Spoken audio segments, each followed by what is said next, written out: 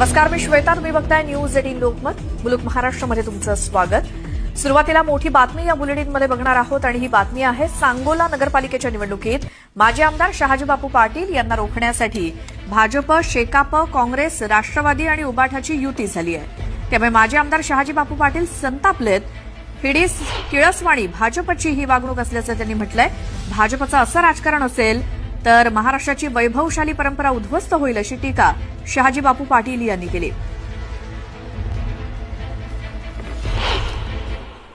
आज हिडीस किळसवानं दहशतवाद, एखाद्या अबलेवर केलेला बलात्कार असावा अशा पद्धतीचं भारतीय जनता पक्षाचं वागणं या ठिकाणी मला दिसून आलेलं आहे.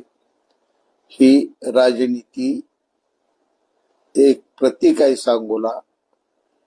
अशी जर राजनीती महाराष्ट्रात होणार असेल तर या वैभवशाली राजकारणाच्या महाराष्ट्राच्या परंपरा आहेत त्या थोड्या दिवसात उद्ध्वस्त झालेल्या तुम्हा सर्वांना दिसतील.